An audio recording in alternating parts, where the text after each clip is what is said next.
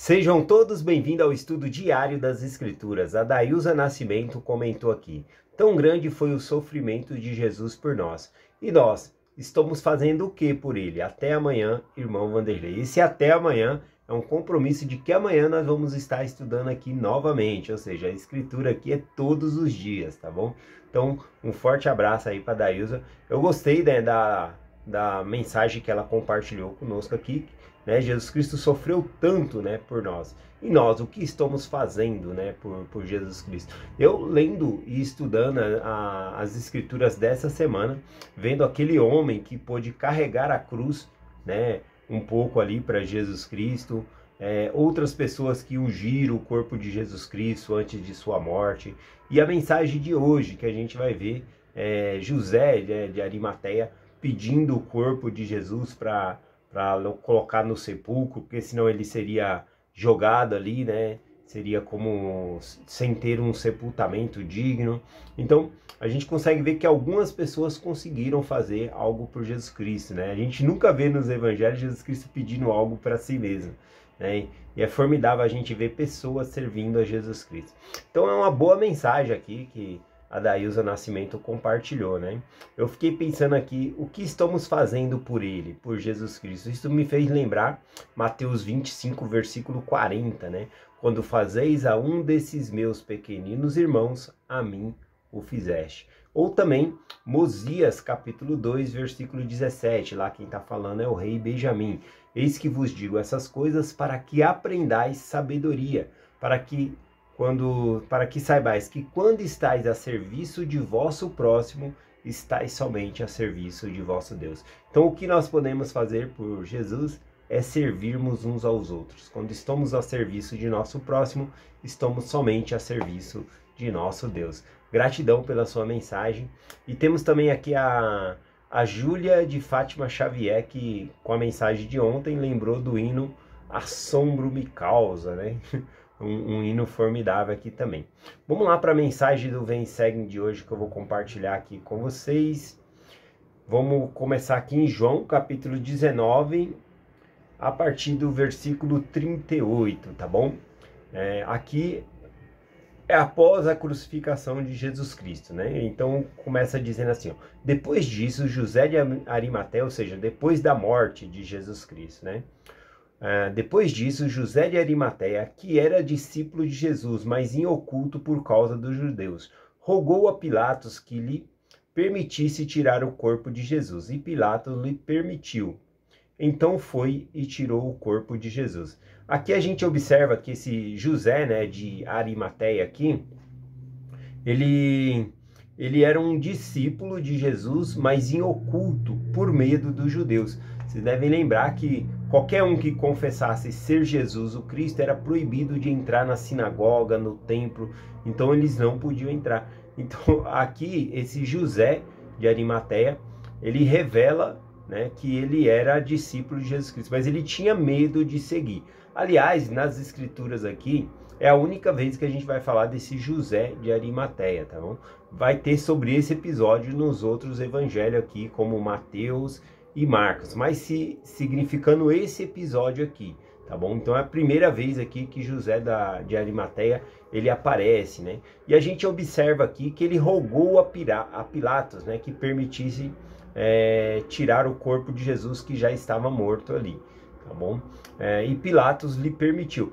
Esse Pilatos lhe permitiu, veja que os romanos, eles não consideravam ou não deixavam aqueles que eram crucificados ter um sepultamento digno, tá bom? Mas aqui a permissão de Pilatos significa também que ele acreditava realmente que Jesus ele era inocente.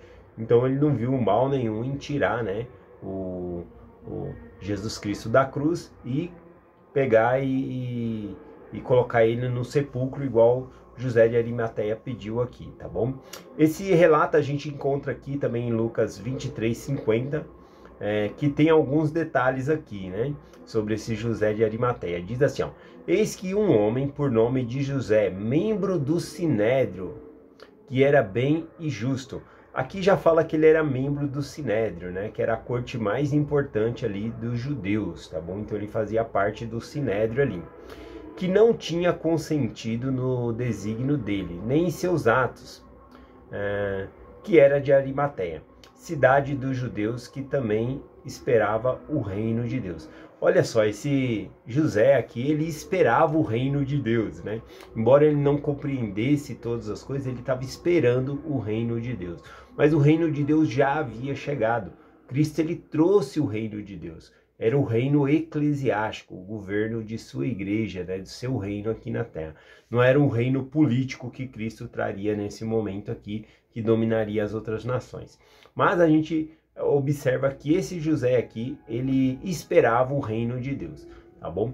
E também, aqui cita que ele não concordava, ele não consentiu nos desígnios dos judeus em matar Jesus, né? Nem tampouco nos seus atos, né? Embora ele seja membro do Sinédrio, e talvez por conta dele ter, né, ser um homem justo, ele não foi chamado para o julgamento de Jesus Cristo, né? Aquele julgamento injusto que foi cometido, né? A gente observa que naquele julgamento o veredito foi unânime, todos condenaram a Jesus à morte, tá bom?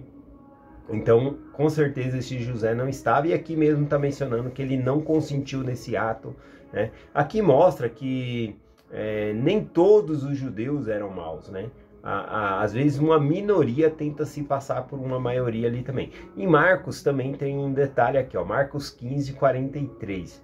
E chegou José de Arimateia, honrado membro do Sinédrio, que também esperava o reino de Deus. E ousadamente foi a Pilatos e pediu o corpo. Ousadamente, ele foi ousado. Ele era um homem honrado ali, por isso que Pilatos o recebeu, né? A gente observa, né, na mensagem de ontem que eu compartilhei, falando sobre que os judeus não queriam entrar no pretório para não se contaminar para participar da Páscoa, né? Porém, José de Arimateia, que ele não tem essa preocupação, né? Ele entra para falar com Pilatos, e mesmo que Pilatos tenha o recebido de lá de fora, José de Arimateia, ele vai mexer no corpo de Jesus Cristo. E todo judeu que mexesse em um corpo, tá bom, que já havia falecido, era cerimonialmente impuro para participar da Páscoa ou de estar no templo, qualquer coisa assim. Então ele não se importou com isso. Ele julgou ser mais importante ajudar nesse momento aqui, no sepultamento de Jesus Cristo, do que a própria Páscoa, né? Na verdade, Cristo, ele é o Cordeiro de Deus aqui, tá bom? Aqui, então, a gente aprende, né, que tem um ditado popular que diz: a voz do povo é a voz de Deus. Nem sempre, né? Nem sempre a maioria está correta. Tem um versículo que eu quero compartilhar com vocês aqui em Mosias, capítulo 29, versículo 26, que retrata bem essa parte, né, de a voz do povo ser a voz de Deus, tá bom?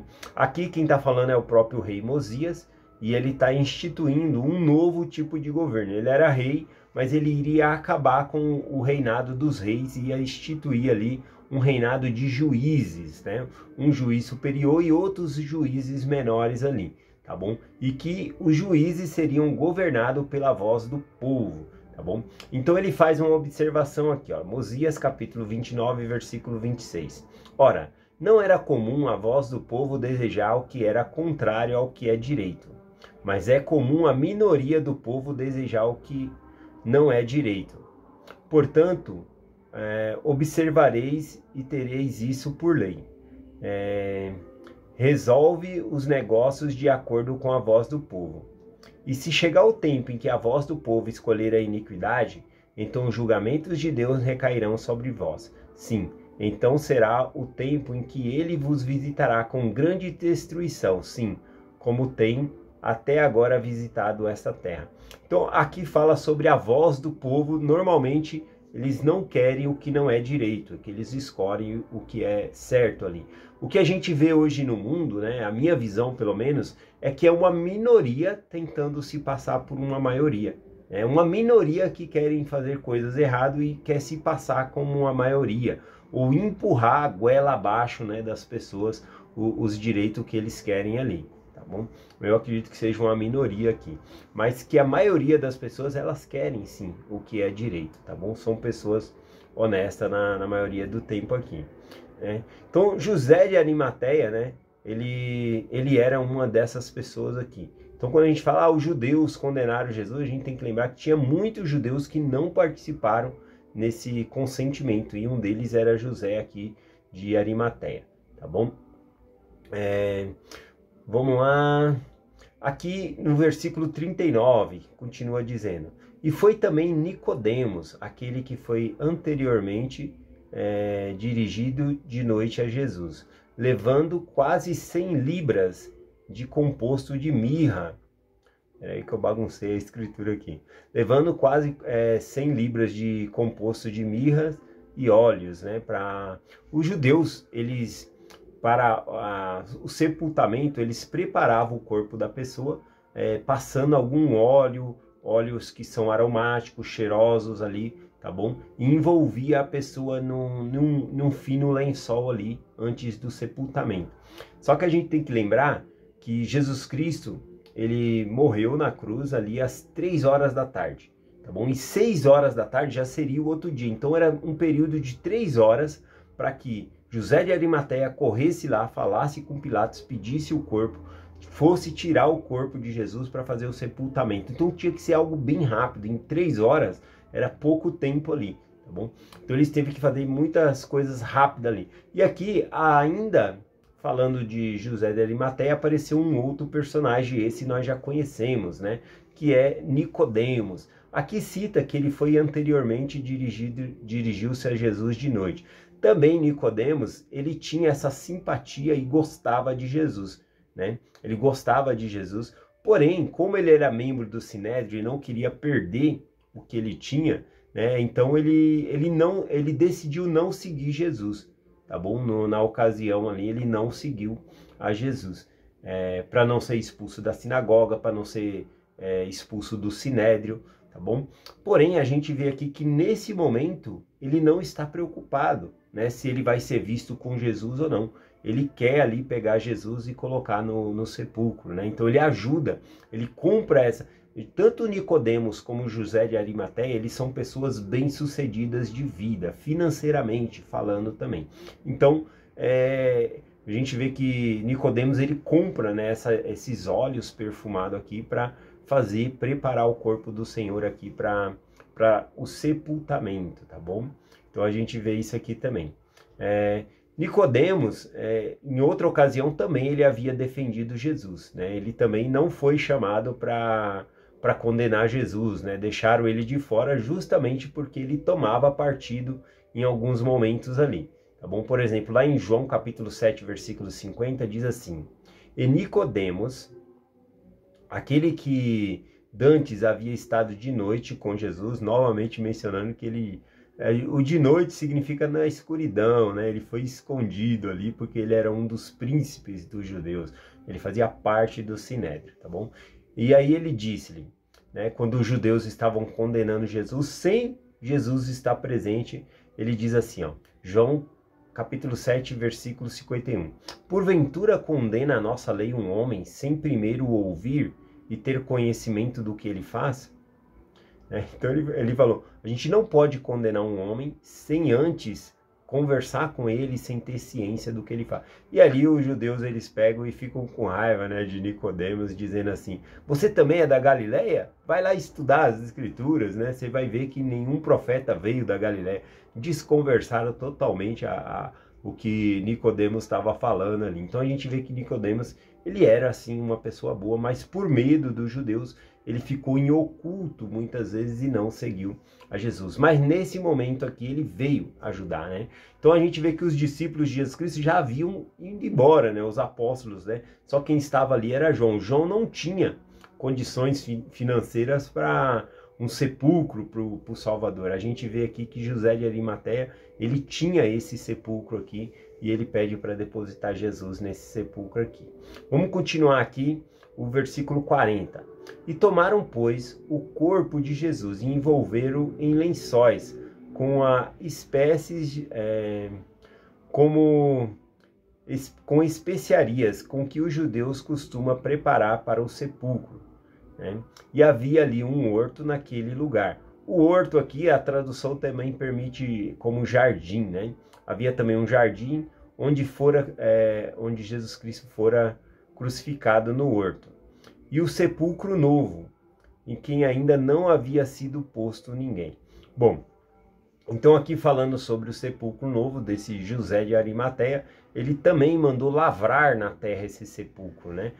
Fez uma espécie de caverna. Isso era muito caro para se fazer, né? Nem todo mundo tinha essas condições. E José de Arimateia, ele teve essas condições e agora ele cedeu, né? Para colocar o corpo de Jesus Cristo ali, tá bom? Então é bem interessante isso. Às vezes, né, a ajuda vem de onde não se espera, né? De onde não se espera. Quem diria, né? Esses dois que viviam em oculto, nesse momento apareceram e ajudaram ali, fazendo algo pelo Senhor, colocando ele no sepulcro ali. Muito importante, porque se eles não tivessem colocado Jesus no sepulcro, Jesus Cristo seria jogado, né, em algum lugar onde provavelmente não ia ter muitas evidências sobre a sua ressurreição. Isso não abalaria nada a minha fé, porque eu sei que Jesus Cristo iria ressuscitar como ele ressuscitou. Mas trazendo o fato aqui, é mais histórico, né? Mostrando a ressurreição de Jesus Cristo, e eu gosto da maneira que tá. Bom, continuando aqui, né?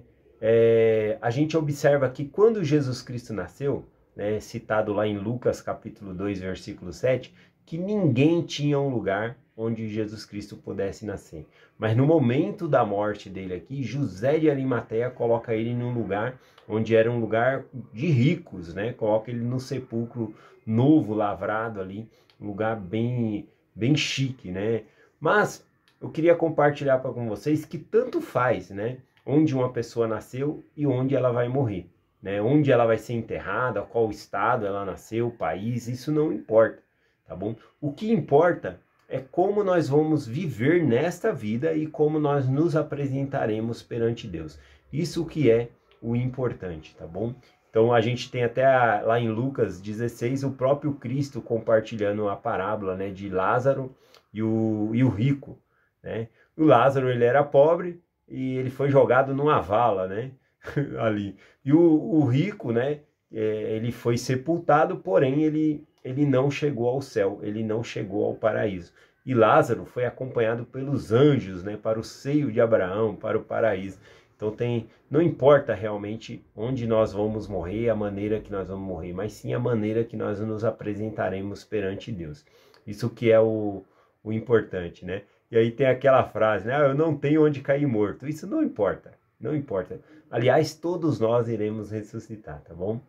Versículo 42 aqui diz assim: ali, pois, por causa da preparação dos judeus, por estar perto daquele sepulcro, puseram Jesus. Então, o sepulcro também era perto onde Jesus Cristo havia sido crucificado. Lembrando que a morte, né, por cruz era fora da cidade de Jerusalém, tá bom? E também os sepulcros, eles não ficavam dentro das cidades, ficavam fora também. Então, tudo isso foi feito rapidamente para fazer o sepultamento de Jesus, porque às 6 horas da tarde já era o pôr do sol e guardava-se o sábado, já não podia se fazer mais nada. Então foi tudo feito às pressas aqui. Vou finalizar aqui lendo Lucas capítulo 23, do versículo 54 em diante aqui, porque as mulheres são bem observadoras, né? E elas querem fazer as coisas direito, só que não tinha tempo de fazer. Então quem fez ali foi José de Arimateia e Nicodemos, né? Passando aqueles óleos aromáticos ali. Aqui diz o seguinte, Lucas 23, 54. E era o dia da preparação, e amanhecia o sábado. E também as mulheres que tinham saído com ele da Galiléia, e seguiram e viram o sepulcro no qual foi posto o seu corpo. E voltando elas, prepararam especiarias e ungüentos. No sábado repousaram conforme o mandamento. Então repare que elas, vendo que tudo aquilo foi feito às pressas, elas falaram, não, o Salvador, ele precisa de um sepultamento digno, vamos fazer direito. Então elas voltaram correndo, prepararam ali, compraram óleos aromáticos, todas as coisas para fazer um sepultamento melhor, mas o dia acabou. Então eles guardariam essas especiarias e aí no domingo, na primeira hora da manhã ali, elas iriam até o sepulcro que é a mensagem que eu acho que a gente vai compartilhar semana que vem, né? Elas iriam ali para preparar melhor o corpo do Senhor ali, né, no sepultamento dele, tá bom? Então é essa mensagem que eu queria compartilhar com vocês hoje, tá bom? Nós temos grandes aprendizados aqui, né, nessa mensagem, que não importa onde nós vamos morrer, mas sim como nós vivemos nossa vida aqui. Esse que é o importante. E às vezes a ajuda vem, né, da onde nós não esperamos, né, como esses dois discípulos aqui que não seguiam a Jesus ali, mas nesse momento eles vieram no momento certo ali. E a gente aprende que nunca é tarde demais, né? Eu acredito que a partir desse momento aqui, Nicodemos ele se torna uma nova pessoa, José de Arimateia também, né? Então eu acredito que eles passam a seguir, né? Porque a igreja vai continuar, Pedro ele vai continuar guiando a igreja ali, então eu acredito nisso, tá bom? Então, gratidão por vocês estarem aqui todos os dias estudando as Escrituras comigo, tá bom? Eu gosto demais de estar aqui com vocês. É essa mensagem que eu compartilho com vocês, em nome de Jesus Cristo. Amém. Até amanhã.